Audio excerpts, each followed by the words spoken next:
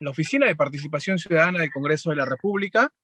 El día de hoy, la finalidad es difundir y afianzar los sentimientos de pertenencia de nuestra identidad nacional a través de una mirada a la Amazonía peruana, reconociendo y valorando la importancia de nuestra riqueza natural e histórica y lo que en conjunto significa sentirnos orgullosos, como es el caso de promover la conservación del Santuario Nacional Megantoni, ubicado en la cuenca del río Urubamba, en Cusco, en el marco de la publicación del libro titulado Amazonía del Perú, el inacabable Megantoni. El día de hoy vamos a realizar esta conferencia vía la plataforma Zoom y Facebook Live. Y bueno, como les indiqué, es parte del programa Martes Democrático, organizado por la Oficina de Participación Ciudadana del Congreso de la República, que el día de hoy les da la bienvenida a todos nuestros ponentes. Quiero dejar en el uso de la palabra al jefe de la oficina del área de educación ciudadana, al doctor Jimmy Reinaga, quien dará las palabras de bienvenida. Bien, muy buenas noches a todos nuestros participantes de nuestro programa Martes Democrático. El día de hoy vamos a tratar un tema muy importante, como se llama Megantoni, visibilizando la Amazonía peruana.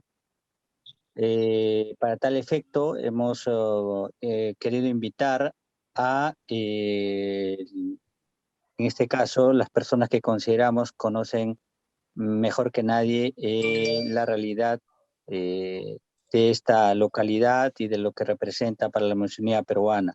Me refiero a el periodista, productor y productor de los medios de inversión, José Calderón Torres, al antropólogo e investigador Oscar Tineo Santander Jo, y al periodista, escritor y productor Ebert Solís Alagón. Creemos que ellos nos van a orientar, nos van a dar pautas, van a cumplir la finalidad del evento. ¿Y por qué Megantoni? ¿Por qué el tema de Megantoni? Primero, porque el Perú como nación, como país, se sigue reinventando, sigue creciendo. Nos gustaría hablar de modernización, nos gustaría hablar de una, si se quiere, una revolución que transforme significativamente las bases. Sin embargo, sigue creciendo y en ese sentido se ha inaugurado, se ha creado recientemente el distrito más joven del país, que en este caso es Megantoni, ¿no? El 6 de julio de 2016 se crea este distrito y tiene una particular importancia. Básicamente alberga al proyecto energético más importante del país, cuál es el gas de Camisea. Y también alberga a una de las culturas vivas que en este caso podríamos decir es representativa de la Amazonía. Sucede que como sociedad, como cultura, como país, nos hemos fijado mucho en las culturas precolombinas, si se quiere, en las culturas del Ande, pero no hemos mirado con especial atención las culturas de nuestra Amazonía peruana, los estilos de vida, la mitología, y por consiguiente sus modos de producción y las formas de cómo se relacionan la naturaleza. En este sentido, Megantoni pues representa, si se quiere, un pequeño universo que alberga a las comunidades nativas de la Amazonía peruana, como son los machiguengas, los yani yani, los caquime, los ashanincas y los nahuas, por citar algunos, ¿no?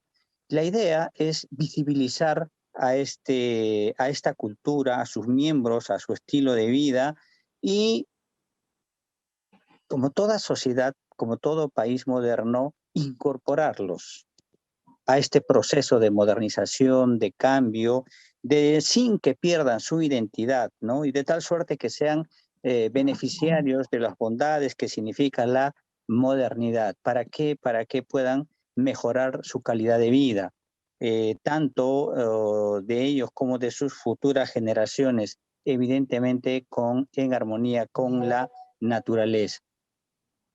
En este sentido, consideramos, pues, como ya lo mencionó, que los que más conocen el tema son nuestros distinguidos expositores a los que hemos convocado el día de hoy, a quienes, pues, les vamos a ceder en adelante el uso de la palabra.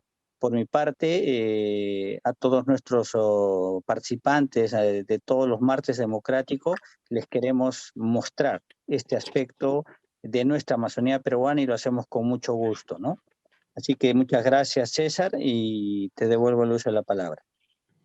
Gracias, doctor. Fueron las palabras de nuestro jefe de la Oficina de Educación Ciudadana, el doctor Jimmy Reinaga. Y ahora vamos a iniciar con las exposiciones y recordarles a todos nuestros ponentes que tienen un promedio de tiempo de 15 a 20 minutos para que puedan realizar su exposición. Para ello vamos a dejar en el uso de la palabra al doctor José Calderón Torres, quien es periodista y productor de los medios de inversiones. Doctor José Calderón, le dejamos a usted para que pueda realizar su conferencia. Muy buenas tardes a todos. Es un honor estar exponiendo sobre nada menos lo más profundo del Perú en la Oficina de Participación o en un evento organizado por esta Oficina de Participación Ciudadana que pocos saben que tiene muchos, pero muchos años funcionando, pero que en realidad su trabajo es casi como una hormiga, como dicen en la Amazonía, Coaquintes. Yo soy periodista, edito la revista Agronegocios Perú con Norma Rojas y nos hemos dedicado a conocer el Perú profundo en el sentido sin distinciones, si son pequeños, grandes, ricos, pobres, de la raza cual sea, porque el Perú verdaderamente es muy rico en ese aspecto y tiene tanto que crecer. Sobre el Megantoni, lo primero que hay que hacer es ubicarse. Creo que todos los niños necesitan saber que si hay un árbol de la quina en el escudo nacional, es precisamente porque este crece en las zonas altas de la Amazonía, donde hay una temperatura que va chocando entre los vientos cálidos de la selva, que vienen desde Brasil, con el frío que baja de los Andes. Ese árbol de la quina, precisamente, es donde están los límites de las culturas nativas del Perú. En este caso vamos a hablar de la Amazonía del Megantoni, que es Cusco, exactamente en la parte ya baja, como yéndose a Ucayali, ¿no?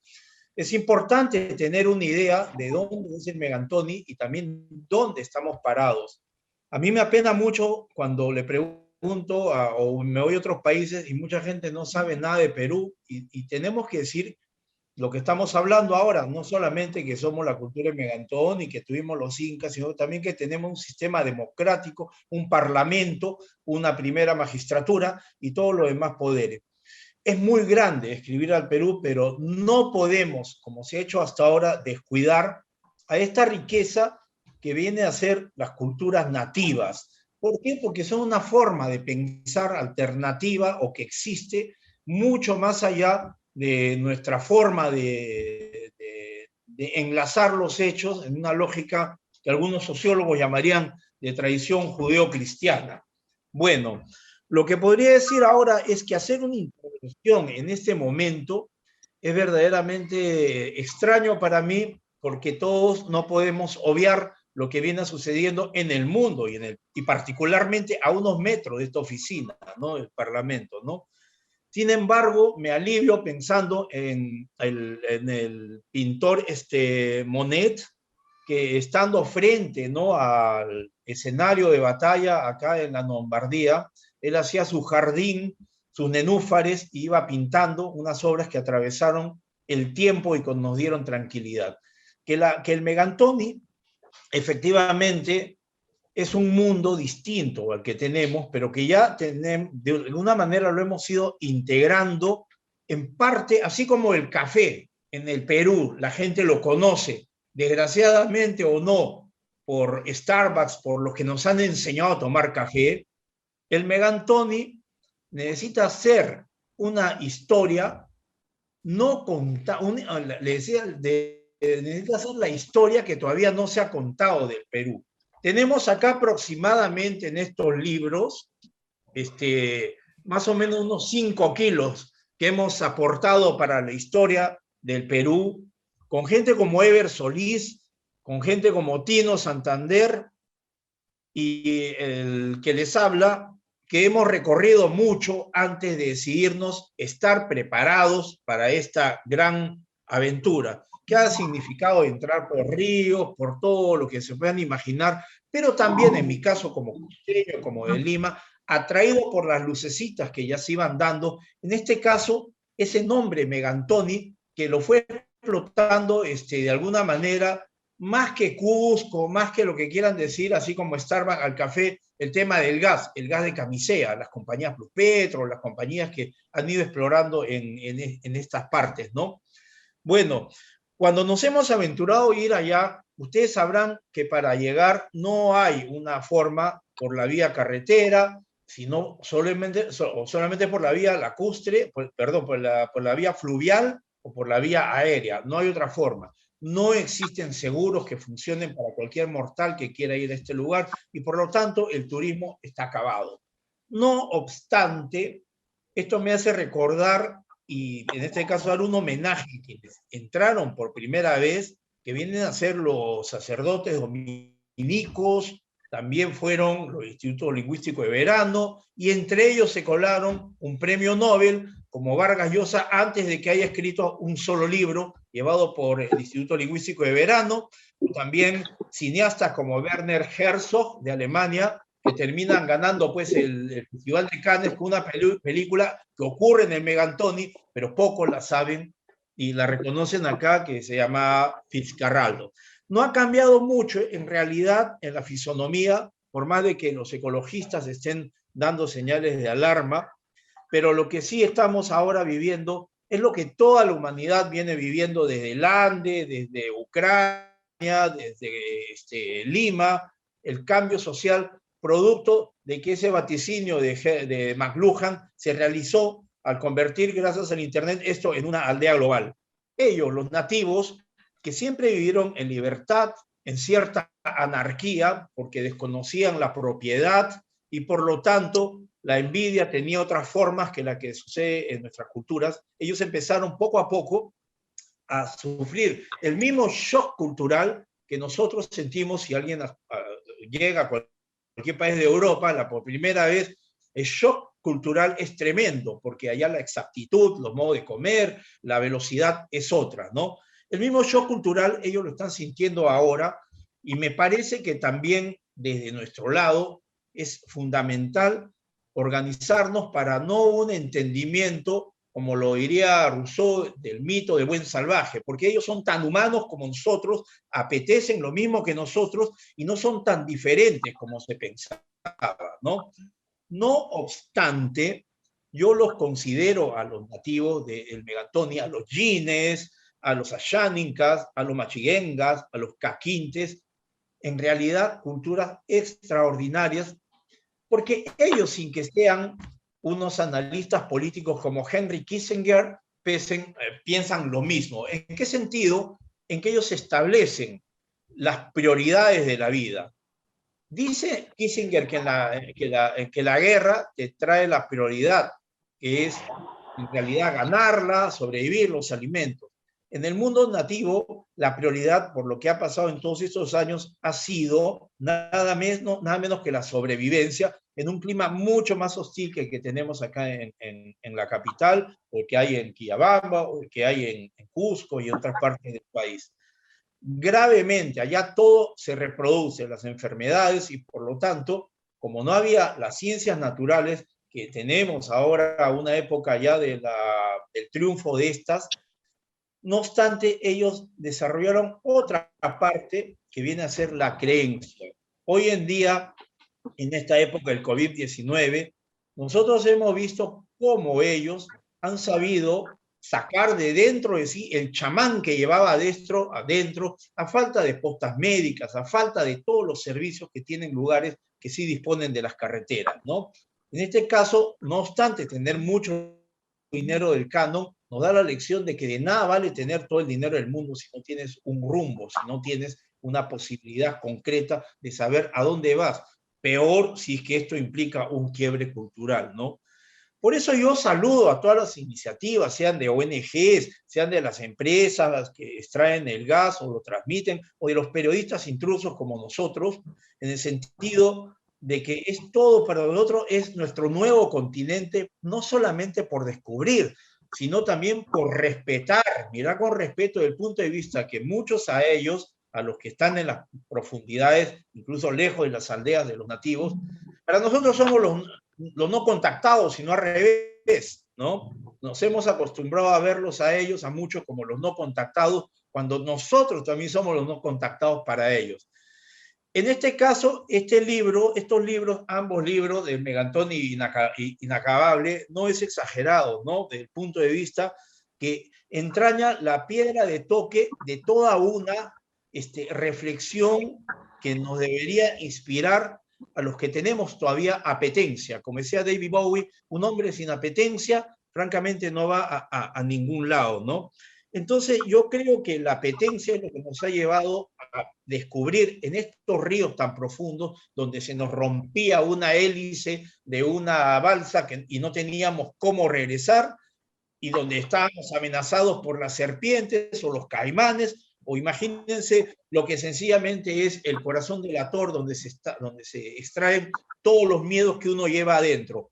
El miedo comienza a servir como una herramienta y comienzas a entender a los nativos por qué fueron ellos unos científicos en nivel de observación al encontrar tantas características para liberarse de enfermedades a partir de la creencia y ver, igual que Nostradamus lo hacía antes, digamos, con las rosas, con el alcanfor de las flores a las 3 de la mañana, algo que en realidad muchos considerarían brujería, pero en realidad era conocimiento porque funcionaba, y la prueba es que en el COVID-19 el índice de mortandad en el Megantoni ha sido bajísimo. Ever, que me corrija, que me diga, tengo entendido que han sido 2 personas, pero él ya lo va a decir, ¿no? Yo tendría que decir, sobre todo ahora, que el Megantoni es parte del Perú. Nosotros estamos contando la historia que falta contar por el Perú a partir de lo que ellos nos dicen. Por eso estamos escarbando todo lo que podemos, no con ojo de antropólogo, y que me perdone mi amigo Tino, a quien lo quiero mucho, sino con los ojos diferenciados que tiene el explorador Saurí, el periodista, el que va levantando una piedra y el que va extrañándose, yendo mucho más allá de lo científico. Yo, por mi parte, esta sería mi intervención. Espero no haberlos cansado. Adelante al siguiente. Muchas gracias, doctor José Calderón. Muy buena su exposición. Ahora vamos a pasar con la exposición de quien es antropólogo e investigador, que es el doctor Óscar Tino Santander Jo, o Jo, como usted diga, se pronuncie. Doctor, por favor, le dejamos en el uso de la palabra al doctor Óscar Tino Santander Jo, antropólogo e investigador, para que pueda realizar su exposición. Doctor, tiene el uso de la palabra.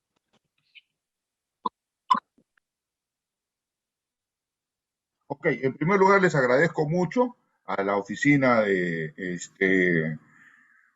ciudadana, ¿no? De debate ciudadano del Congreso. Realmente me parece estupendo que esta oficina exista, esta instancia del Congreso exista. Saludo a mis amigos entrañables, a Ever Solís, gran amigo y a Pepe Calderón y a todos ustedes y a los que nos están escuchando.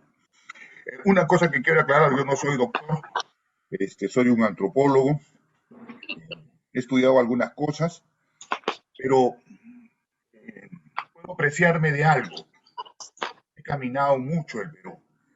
Y tal vez una de las cosas más bellas de la que siempre he estado enamorado ha sido de la convención en el Cusco, porque es un lugar mágico, porque me permitió encontrarme, acercarme más a la selva. Era un mundo muy hostil cuando yo estuve en Iquitos, cuando estuve en Madre de Dios, o que me pareció muy hostil cuando estuve en Madre de Dios en Pucallpa, no tanto en Iquitos, porque en Iquitos fui muy feliz.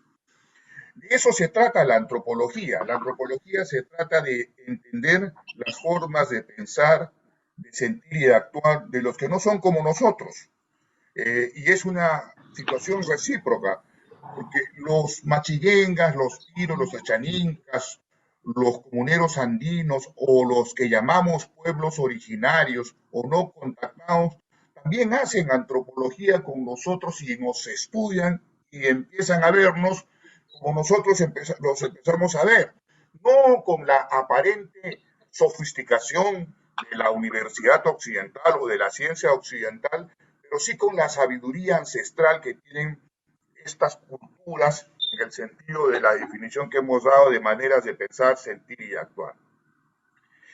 ¿Qué he encontrado yo en el medio y bajo Urubamba? Primero he encontrado un santuario que es del 2004, se ha declarado santuario, pero antes ya era para los machiguengas y para las comunidades nativas de bajo Urubamba, del Pongo de Mainique. Ever nos puede contar con toda claridad qué cosa es el Pongo de Mainique, que es la cosa más fascinante, donde uno puede hacer surf de una manera fantástica, mucho miedo, pero eso es una aventura que si me gustaría relatarla, no hay tiempo para eso. El Pongo, el Megantoni es un santuario natural, es como el Taj Mahal en la India, como Machu Picchu para los andinos y los peruanos, como el Cristo de Brasil, etc. Es un santuario para los machiguengas y significa tierra de guacamayos, tierra de loros, porque el santuario habla, transmite vida. A nosotros nos puede parecer que eso es animismo. Oye, tú le estás dando a ese bosque vida. Sí, transmite vida. Le estás dando un alma, un espíritu. Sí hay un espíritu. Y la ciencia occidental, los antropólogos, la antropología simbólica, o la antropología religiosa podría decir que eso es animismo. Yo creo que sí. Hay en los machiguengas un animismo porque ven en el santuario un modo de vida, es como si ese bosque gigantesco hablara y les dijera cómo comportarse, los orientara en su vida. Y eso es lo que son. Cuando uno llega al Megantoni, cuando uno llega al medio y bajo Urubamba, y aquí lo retratan en este libro, no olviden, este libro que hicieron Ever con el auspicio del primer libro, Culturas del Bajo Urubamba, Megantoni, el segundo libro, Amazonía del Perú, el inacabable Megantoni, que tratan la vida de los colonos. Pero hay un antecedente sobre este hermoso libro que retrata la luz, que es un libro a colores. Como dijo Pepe Calderón, si Manet estuviese vivo, podría haber pintado las cosas más bellas en el Megantoni, por la luz, por los personajes, por la sencillez de la vida, por la armonía de la gente, porque la gente quiere ser feliz, que me parece que ese no es el objetivo de vida de los occidentales. Tenemos otro libro que también trata sobre los machiguengas, que es la cultura base, y el libro de los franceses, del Instituto de Estudios Francés, que también me parece un trabajo bien hecho, muy bien argumentado, que es el tomo cuarto, los machiguengas y los llanescas, la guía etnográfica del Instituto de Estudios Andinos de Francia. Esta es la introducción para entender este mundo. ¿Quiénes son los que están ahí? ¿Quiénes son los personajes principales? El personaje principal del Megantón y del medio y bajo Urubamba es la naturaleza. Son los ríos, las tormentas, las lluvias. Es la flora y la fauna. Son los mosquitos que cuando no eres un lugareño te dan de alma. Es la naturaleza. Y en torno a esa naturaleza ha crecido y ha surgido un grupo de hombres, de comunidades que han llegado por el estrecho de Bering anteriormente y que solamente quedan algo de 10.000 a 15.000 y que son entre 23 o 24 comunidades nativas que han desarrollado una vinculación con los andinos que llegaron del Cusco, con los colonos, con los sacerdotes dominicos, con los evangélicos. Han llegado también las empresas transnacionales para explotar los recursos naturales, han llegado los madereros, han llegado una serie de gentes que han dado una nueva configuración al medio y bajo Urubamba. Entonces, a partir de la explotación de los recursos naturales, la Amazonía empieza a ser visible. Entonces, los occidentales, los limeños, los cusqueños, empezamos a darnos cuenta, hombre, existe algo raro que se llama machiguenga. Porque cuando tú le preguntas a un joven cusqueño, universitario o escolar, ¿dónde queda el Pongo de Mainique? Seguramente va a creer que está en Europa. Si tú le dices a alguien en Lima, ¿conoces el Megantoni? Te va a decir que eso suena a italiano, como hoy día lo comprobé con varios amigos. No pueden concebir que el Megantoni sea una palabra machiguenga que significa loros, tierra de guacamayos.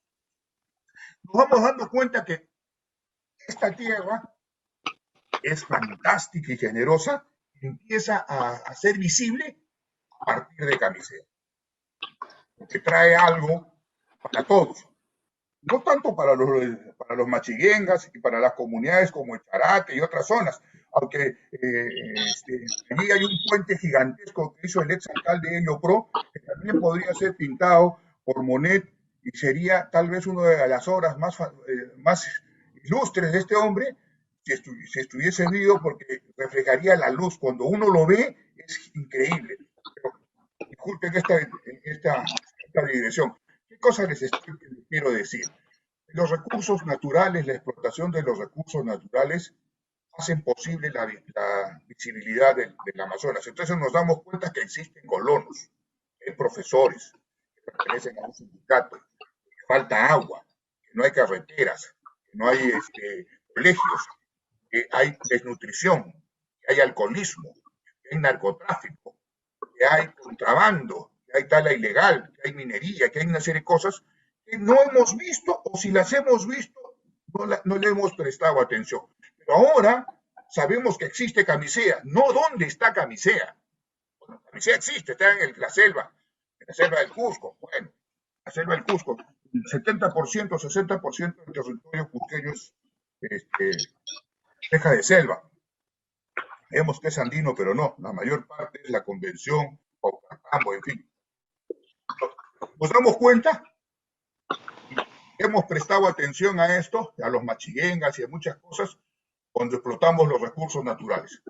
A veces explotamos los recursos naturales en favor de otros y no de los propietarios de los recursos naturales, como los conflictos sociales que tiene el Perú, territorio inmenso habitado por diversas comunidades, en Iquitos. La historia está ahí. La historia del caucho, la historia de la explotación del petróleo, etcétera, etcétera. Ahí están las comunidades nativas ocupando las empresas petroleras, con razón o sin razón, con prepotencia o sin prepotencia, pero eso es un hecho. Están allí. Eso no ha sucedido en Camisea, a pesar de que Charate ha tenido una gran cantidad de canon. Pero, por ejemplo, ¿por qué surge el Megantoni? Yo me di cuenta de una cosa, creía que en esa zona del Perú iba a salir una especie de nuevo sindicalismo, de nueva revolución, de nuevos revolucionarios que se iban a enfrentar a Camisea, a la empresa transnacional, a TGP, al Estado, para conseguir los recursos y nacionalizar Camisea, y etcétera, etcétera. Yo estaba convencido de eso desde mi posición, entre comillas, marxista. Después me di cuenta que allí los campesinos eran más sabios y los machiguencas más sabios, porque ellos iniciaron una revolución administrativa silenciosa, callada. Se juntaron algunos centros poblados y le plantearon a un grupo de congresistas de todos los partidos políticos, porque son muy pragmáticos, oiga, necesitamos crear un distrito para acceder a los recursos de Camisea. Y lograron eso, y crearon el distrito de Megantoni. Y esa lucha administrativa es un logro gigantesco, porque ahora por ley el Estado les tiene que dar una gran cantidad de dinero, no conozco el porcentaje, tal vez Iber me pueda ayudar, el canon, la cifra.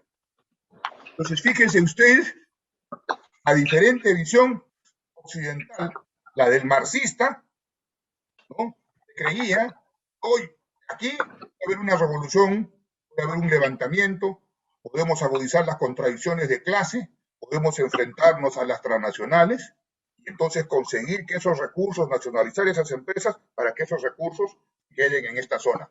Ellos hicieron al revés, crearon un distrito sin mayor violencia política, pero sí con movilizaciones, crearon un distrito, contrataron abogados, técnicos, etcétera, hicieron un distrito, aprobaron la ley ya tienen acceso a los recursos, ya están en el juego, ya participan. Entonces, ese ejemplo lo están siguiendo otros centros poblados.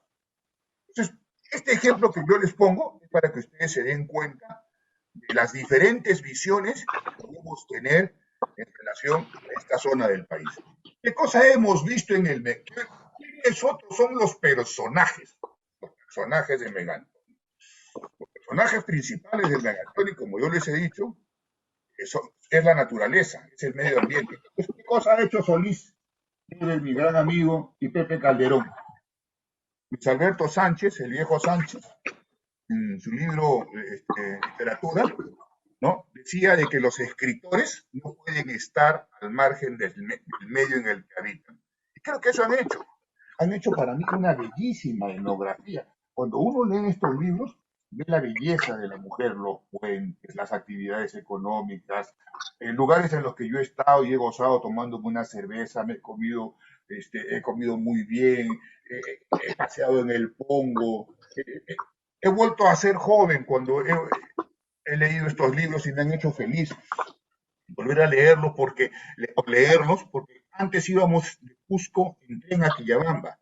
Primero estaba en Santa Teresa y a partir del centro hasta Quillabamba. Y entonces en Quillabamba había una trocha carrozable, una trocha que es hasta la década del 98 o 2000 empezó a construirse de una manera, ampliarse la pista. Entonces, por ejemplo, en el Cusco, los cusqueños, ¿no? Los cusqueños dicen, vamos a hacer el túnel de la Verónica. Es el túnel donde está el Vado de la Verónica y quieren hacer un túnel aproximadamente 20 metros o 30 metros para llegar en 2 horas y media aquí ya. Eso no sé cuántos miles de millones de dólares va a costar. Sin embargo, creo que para los convencianos y para el medio de Bajo Urubamba, para Iqueni, Megántoni, Quepaxiato, va a ser más interesante vincularse a la costa y hacer la carretera desde Charate hasta San Francisco, de ahí a Ayacucho, o hacer una línea del tren, o construir una nueva sociedad regional en base a las relaciones comerciales que tienen con Huanta, que tienen con Tayacaja en Huancavelica y que tienen con el Guayaga, ¿cómo se llama esta zona? Con Satipo, creo, en Huancayo. Entonces, esa zona, más la convención, ya por las relaciones comerciales, por la movilidad de la gente, se ha convertido en una protorregión. Es lo que se podría decir en un eje de desarrollo. Está vinculado a actividades legales e ilegales. Pero el Megántoni, quiero que lo entiendan, pero mejor dicho, lo vean de la siguiente manera. Es un santuario natural. Es una de las cosas más hermosas que podemos tener en el Perú. Una de las cosas más bellas. Y el Pungo de Mainique es la confluencia de los ríos para separar las aguas de 2 ríos que vienen de la selva baja y de la selva alta. Es tal vez una de las cosas más bellas que podamos tener en el Perú. ¿Y quiénes lo habitan? No solamente lo habitan las comunidades nativas, tienen formas de vivir muy especiales y que tienen una forma, como lo ha dicho Pepe, de ver el tiempo, de concebir el tiempo, concebir la vida, ¿no es cierto? Diferente a los que llegaron de la sierra, diferente a los colonos, diferente a la gente que llegó a enseñar y después se quedó en Bajo Urubamba. Las historias de estos 2 libros son las historias del amor, del fracaso, de la ética religiosa. En fin, es realmente no un paraíso, pero sí es la búsqueda de la felicidad. El paititi, decían los españoles, con su avidez, ¿no? Entonces, aquí los machiguengas y las culturas nativas te enseñan te fomentan una avidez por la paz, por la tranquilidad. Los machiguengas siempre han sido un pueblo que ha huido de las guerras y de las peleas. Es un pueblo pacífico. Entonces, sin embargo, eso se ve trastocado por todas las cosas que llegan de Occidente, o si se quiere de Occidente, vamos a decirlo de una manera, a usar una palabra, expresa el contacto que viene de los Andes, del Cusco, ¿no? Los cusqueños, por ejemplo, no son tan queridos en la convención, ¿no? La convención. Y los cusqueños consideran que el medio de Bajo Urubamba es un sitio inaccesible, ¿no? Y que bueno, es el antisuyo, jamás pudo llegar a la sofisticación de la cultura andina. Pero en fin, yo creo que no es al revés, pero están equivocados. Hay una diferencia de puntos de vista cultural y académicos en este sentido. No sé si habrá oportunidad para seguir hablando sobre el tema, pero yo recomiendo mucho leer estos dos libros, ¿no? El Incomparable Megantoni, que es el número 2, y el Megantoni, Culturas del Bajo Urubamba. Son dos bellas etnografías hechas por Eber Solís, que escriben con fotografías, bien escrito, el Megantoni y el Medio y Bajo Urubamba. Estos libros a mí me han hecho feliz.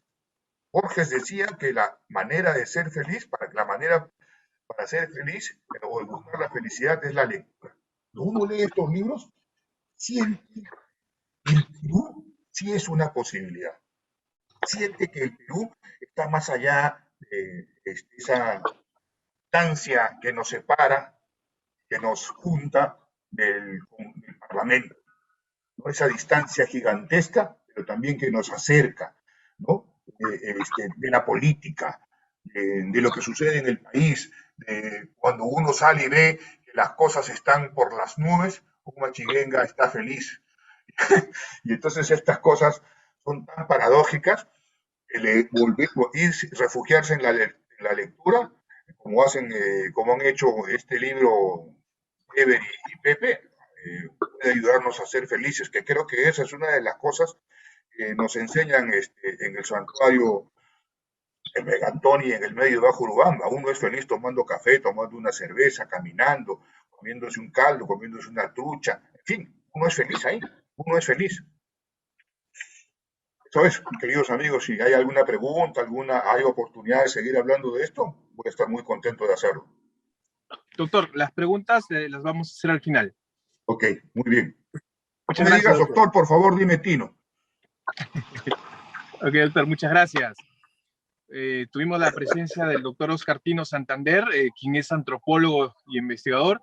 Y ahora, para ya cerrar el ciclo de las ponencias, dejamos en el uso de la palabra al doctor Eber Solís Alagón, quien es periodista, escritor y productor. Doctor Eber, por favor. Buenas noches, si me escuchan, buenas noches.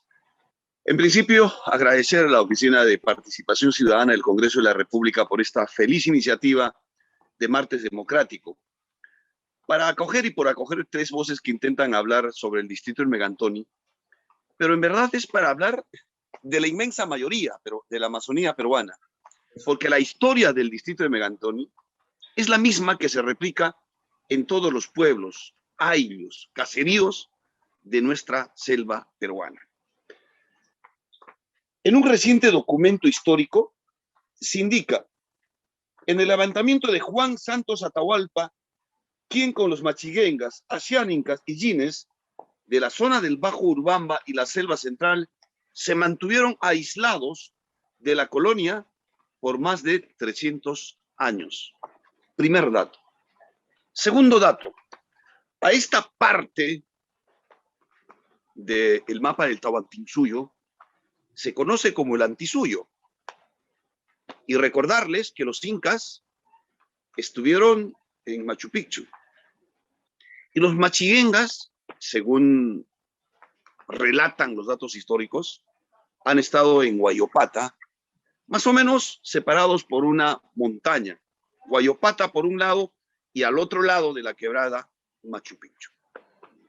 Y los incas no pudieron conquistar a los machiguengas. Segundo dato. ¿Quién les habla? Junto a José Calderón, hace 4 años nos aventuramos en el propósito de registrar la fotografía del momento social que vivía este novísimo distrito que recién había logrado la ley de creación. De esa primera iniciativa han surgido estos dos libros, al que ha mencionado tanto José Calderón como Tino Santander.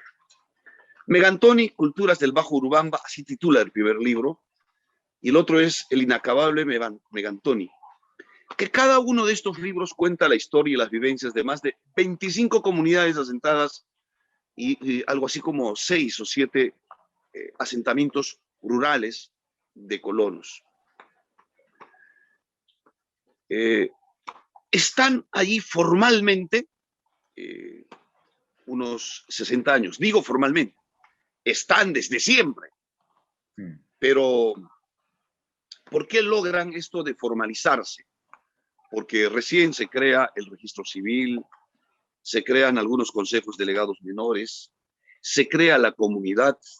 Hace unos 70 años atrás se establecen los dominicos en Timpía.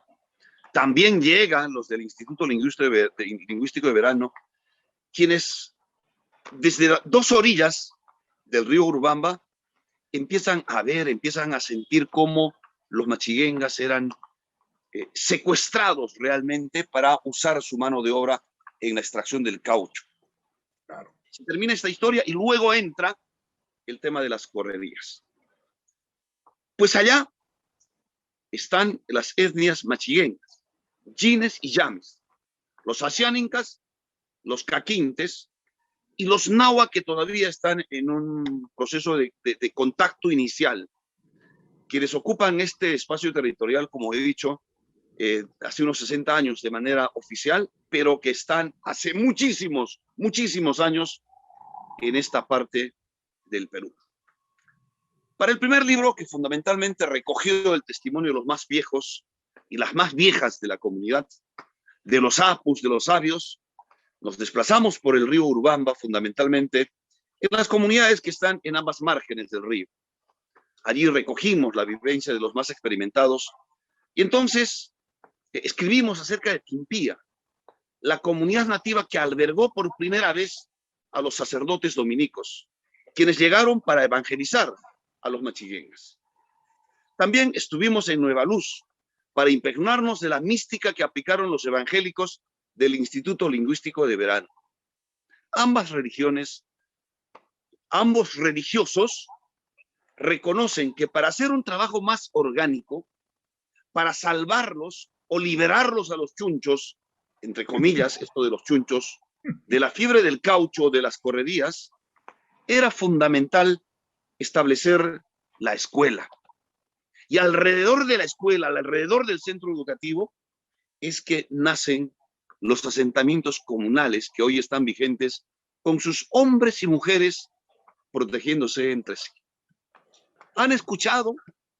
¿Han leído la novela El Hablador de Mario Vargas Llosa?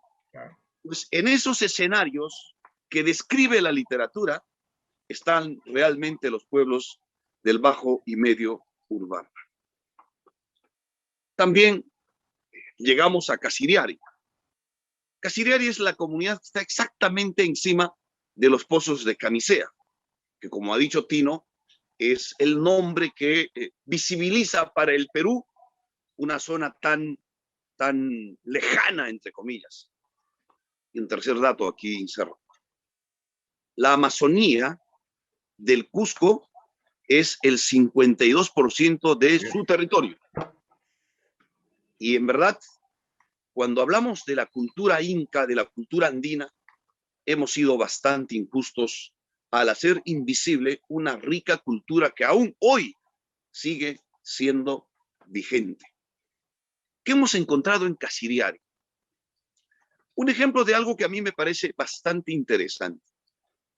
La convivencia en medio de la paz, entre la conversación, la negociación, con criterios de equidad.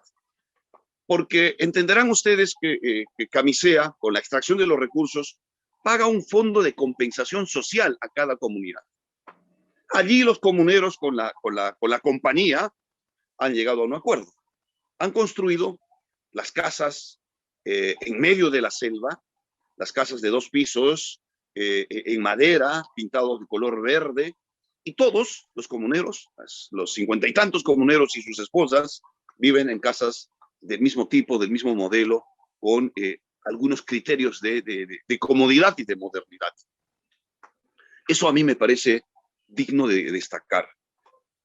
Como decía Tino, aquí se muestra de que los nativos no son tan torpes como para poder emprender una revolución y solo cuestionar y cuestionar. También le dijeron, queremos hacer esto y lo hacemos en conjunto. Y Casiriari es un ejemplo de esto. El primer libro, indudablemente, ha sido un guiño para los estudiosos de la etnografía y para los estudios etnográficos que se había realizado en la zona.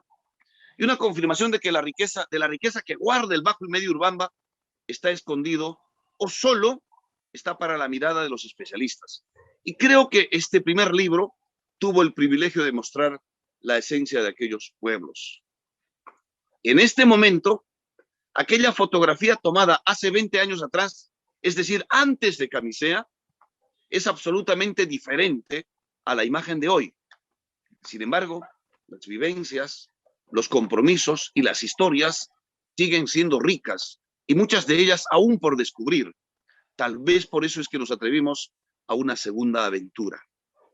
Pero en la primera aventura, casi maliciosamente, hicimos una pregunta a los viejos, a los apus, a las viejas. Ellos decían, ¿qué es lo que sentían en ese momento con respecto a la presencia de la gran empresa, a estos aires de modernidad? ¿Qué sentían ellos?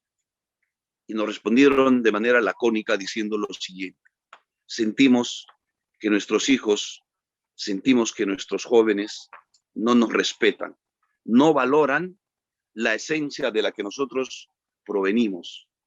Una lección bastante interesante, que no solo está en las comunidades de la Amazonía peruana, sino también una lección que de alguna manera se replica en estas grandes sociedades modernas, civilizadas, entre comillas.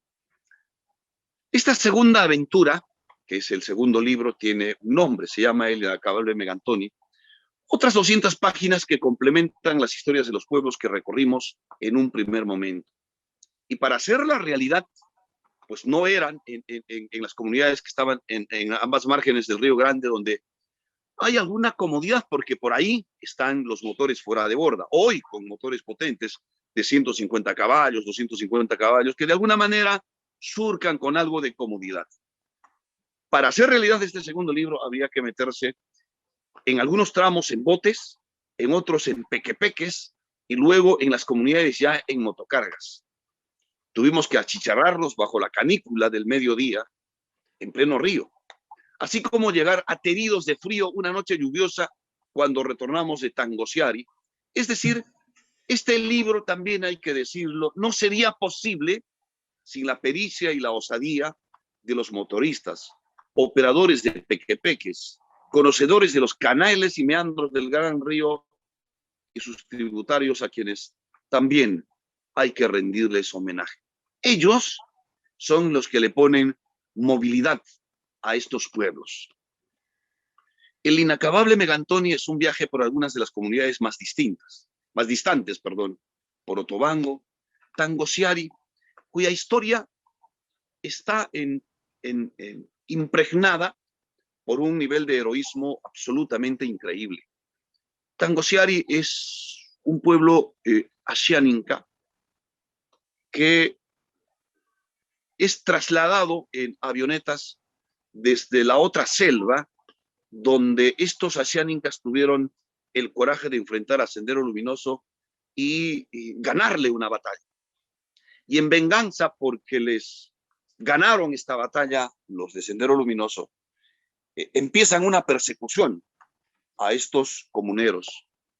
Y es la Iglesia Católica, a través de unos vuelos cívicos, 19 vuelos, logra trasladar a un promedio de 170 habitantes de esta parte de la selva hacia Tangosiari. Y hoy están en uno de los lugares muy distantes, si contamos distancias vinculadas al Río Grande, que en este caso vendría a ser, como les digo, la marginal para los de la selva, o finalmente esta gran avenida que ustedes conocen como el Zanjón en la capital de la República.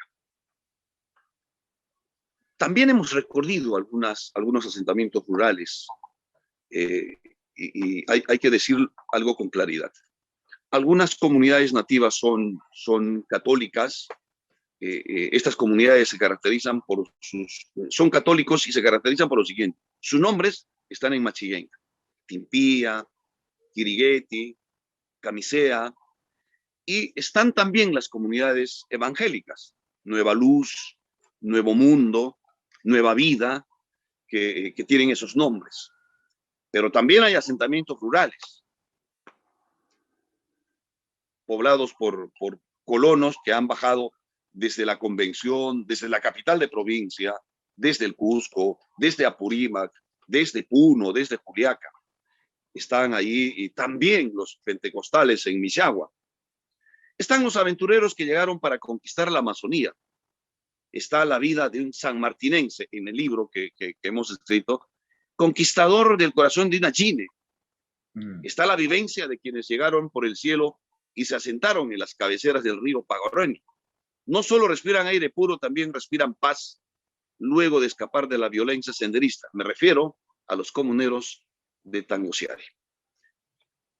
Yo esperaba escuchar a José Calderón hacer este parangón con las lecturas clásicas, porque también están los Ulises partiendo todos los días, enfrentando los peligros de los ríos, sus remolinos y sus rápidos.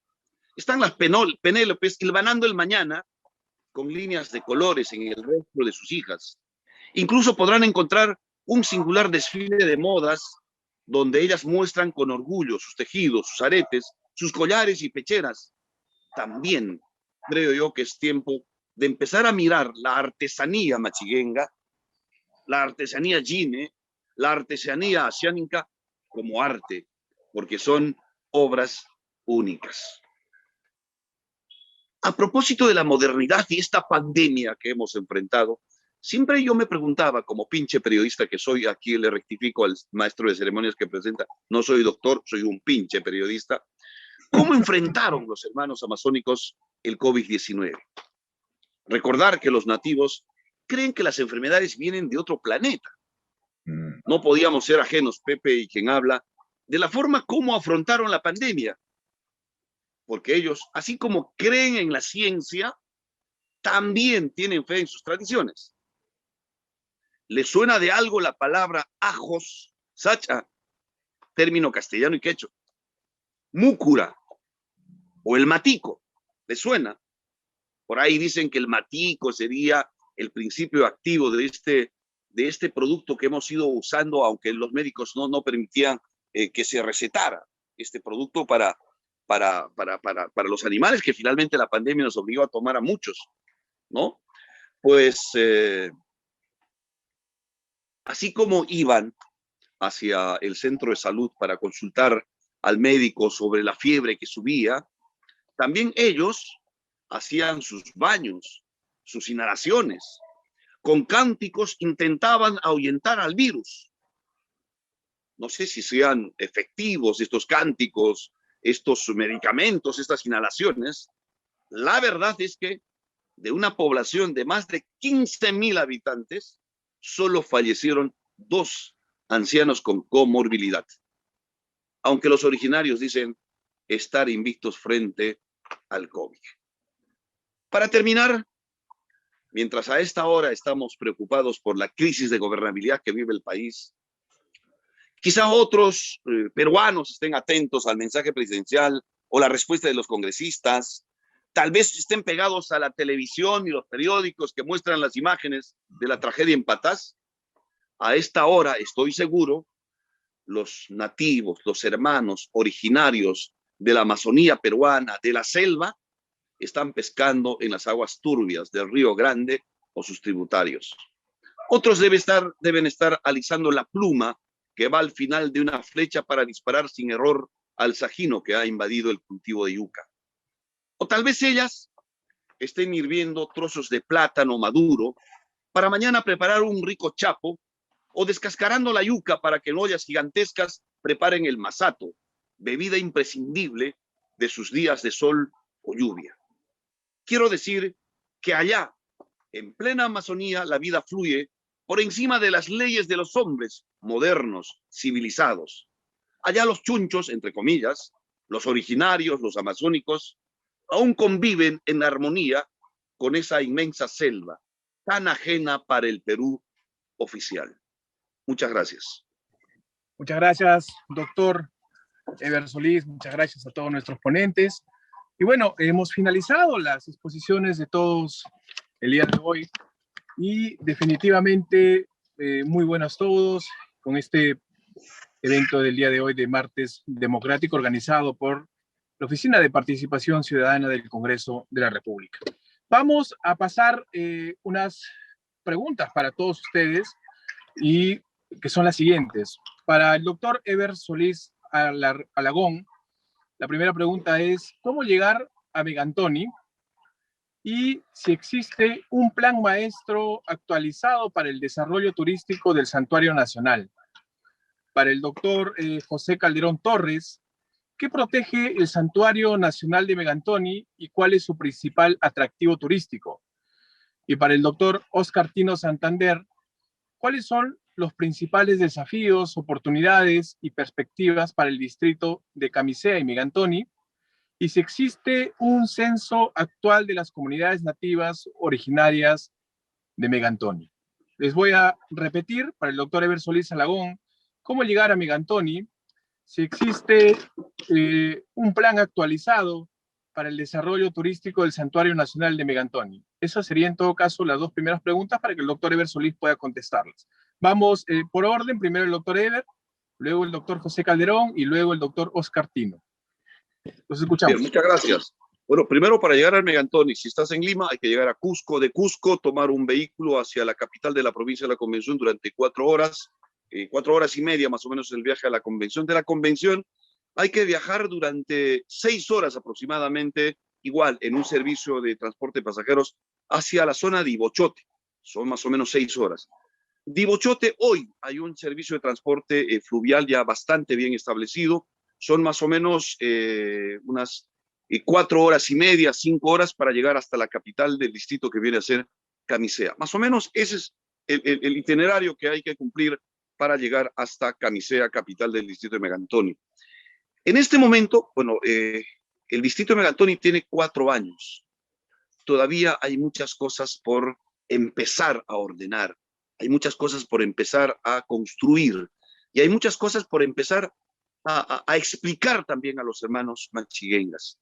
Hay que hacer entender que el sistema de administración pública es un sistema que se aplica en Lima, que se aplica en el Cusco, que se aplica en Chuspitacana, que tiene que aplicarse también en la comunidad nativa de Camisea. Allí hay una cosa bien singular.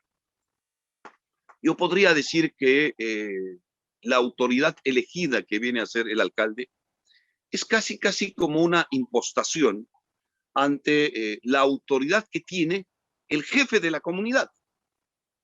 El jefe de la comunidad de Camisea, el jefe de la comunidad de Puerto Rico, Puerto Guayana, Tangosiari, es la máxima autoridad de la comunidad. Exacto. La máxima autoridad. Para entrar a la comunidad uno tiene que pedir permiso al jefe. Lo mismo tiene que hacer el alcalde. Es decir, allí todavía falta mejorar el entendimiento para ver realmente qué significa la autoridad de edil a quien elegimos cada 4 años.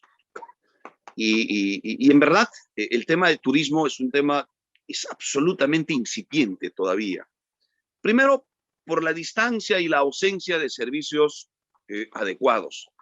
La presencia de la municipalidad recién está permitiendo la implementación de algunos establecimientos de hospedaje, servicio de alimentos. Repito, aún sigue siendo incipiente.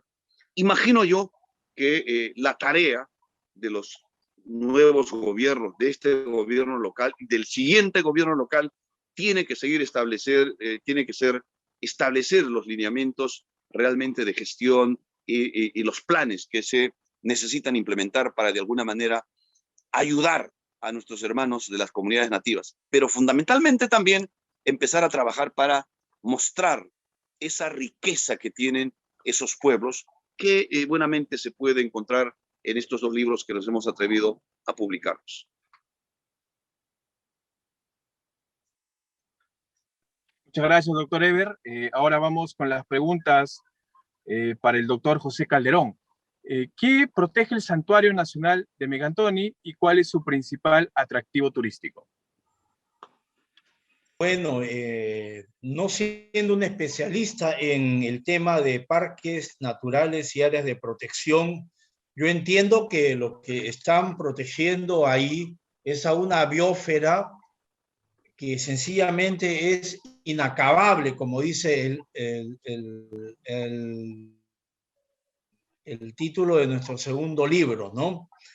Sin embargo, me parece que hay un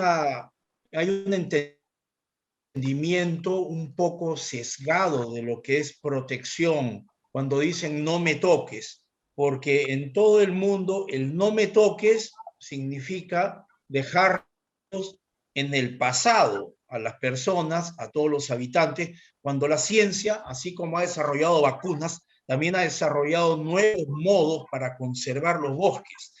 Y en cuanto al atractivo, yo podría señalar, para mí en lo particular, que tenemos un río mítico, porque el Urubamba es el río, en realidad, Vilcanota. Es un río que viene del más importante río del Perú, equivalente al Éufrates y al Tigris de la Mesopotamia, donde nació la civilización, solamente que acá estamos hablando de los nativos, Machiguén, Gallines, Coapacoris, etcétera, ¿no?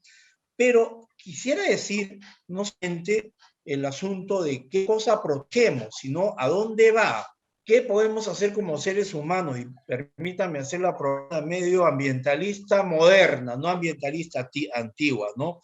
Yo pienso que en el tiempo de la revolución informática, las ciencias cognitivas, la globalización total, así como el nativo, como dice Eber, está pelando su yuca, está esperando su cajero automático y está mirando el panel, como yo he visto, de una retroexcavadora de 140 caballos de fuerza para mover la tierra, y al mismo tiempo se sorprende cuando hay un apagón, ya que cuando comenzaron a poner la energía en estas zonas, también las compañías operadoras de gas, todos éramos unos inexpertos, nosotros los peruanos, los técnicos, porque es un desafío constante, ya que un mono agarraba un cable y el otro cable al mismo tiempo y se daba un cortocircuito tremendo. En realidad es un desafío para ingenieros, pero sobre todo en esta época podemos tomar al Megantoni en estos días de una gran pérdida de la percepción como fenómeno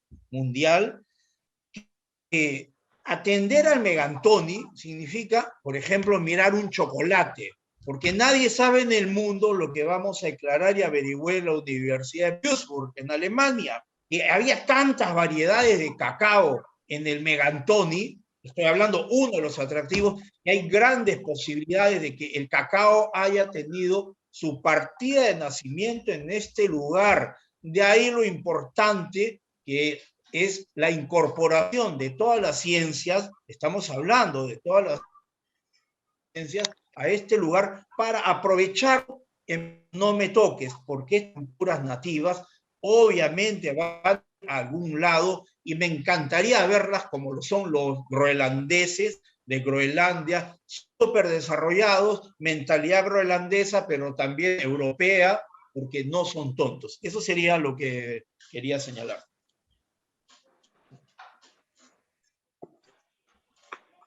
Muchas gracias, doctor José Calderón. Y ahora, para finalizar las preguntas, al doctor Oscar Tino Santander, ¿cuáles son los principales desafíos y oportunidades y perspectivas para el distrito de Camisea y el Gran Megatoni? Bueno, pero y la pregunta es muy interesante pero tiene una estrecha respuesta local. Yo creo que no puedo dar una respuesta local.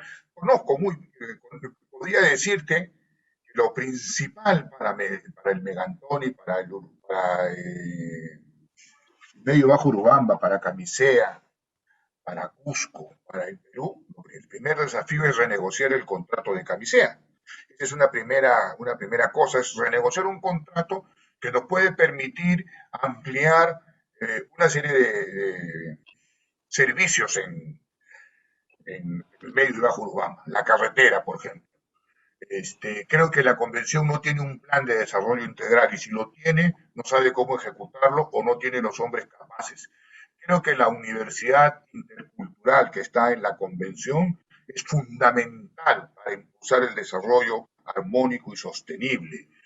Creo que la potencialidad del turismo, la potencialidad de la agroexportación, me refiero a todas las cosas que se pueden hacer en el medio y bajo Urubamba, como desde industrializar la fruta, el cacao, las plantas de harina de yuca, etcétera, etcétera, la pesca, las flores, es gigantesca. Es gigantesca. Las posibilidades de industrialización son gigantescas, dependiendo, que como ha dicho Pepe muy bien y con mucho criterio, qué tipo de industrialización. Porque si vamos a ir con la mentalidad de Gamarra o con la mentalidad de Villa El Salvador a destrozar lo poco que conservamos en esa zona tan bella, podemos simplemente convertirlo en un pueblo joven limeño. Y eso sería un desastre, porque profundizaría las epidemias sociales. ¿Cuáles son esas epidemias sociales? El alcoholismo y la drogadicción, y fomentaría el crimen organizado.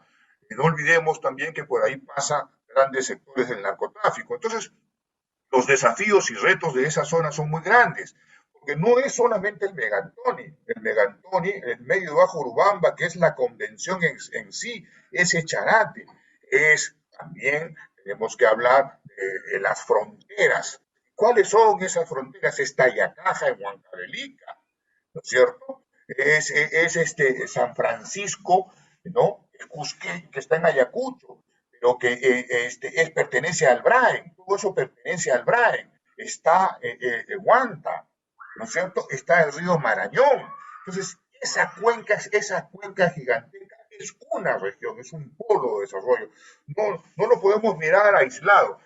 Las potencialidades del megatónico en el turismo, en la agricultura, en el medio del Bajo Urubamba, son gigantescas. La provincia y la convención, que es el 50 y tantos % del Cusco de la región cusqueña, es tal vez una de las regiones más ricas del Perú. Y además que colindamos, somos frontera, esta cosa guachafa en el Perú, somos frontera, como los problemas que tiene San Isidro con Magdalena, o Lince con otra de estos, o como las comunidades campesinas, o como en el Cusco se tienen problemas entre Calca y la Convención por una escuela. Esta cosa que es, esta región se llama Ucayali, limita, pero que limita administrativamente, es un hilo, porque el comercio, la vida, las comunidades nativas de los Achanincas, de Cusco y de Ucayali son los mismos. Los machiguengas, no olvides que los machiguengas van hasta Brasil. Entonces, todas estas cosas hacen que debemos tener una mirada diferente, una mirada global, partiendo de lo general hacia lo específico, porque es una región ya formada, protoformada. Es decir, el Megantoni está aislado, no tendrá carretera, pero ya no está aislado. Cada vez está más cerca. No tendrá infraestructura, como bien ha señalado Ever, pero cada vez está más cerca. El solo hecho de que estemos hablando ahora sobre este tema, visibilizando la Amazonía, ya es un logro gigantesco. Esto no se podía concebir en la década del 80, que se hablara de la Amazonía. Y si se hablaban de los puntos, como bien lo ha dicho Ever, del Antisuyo, se hablaban de una cosa lejanísima. Y se recordaba para los eruditos en historia y en sociología y esto, o en antropología, en las épocas del caucho, porque no solamente es la visión, es la marginación o la marginalidad de esta zona, sino es de grandes extensiones del Perú que viven como si fuesen aisladas, pero que tienen mucho en común, que están muy vinculadas comercialmente, que están muy vinculadas de otra manera. Simplemente falta conectarlas con alguna infraestructura vial. Eso cada vez es más sencillo de hacer.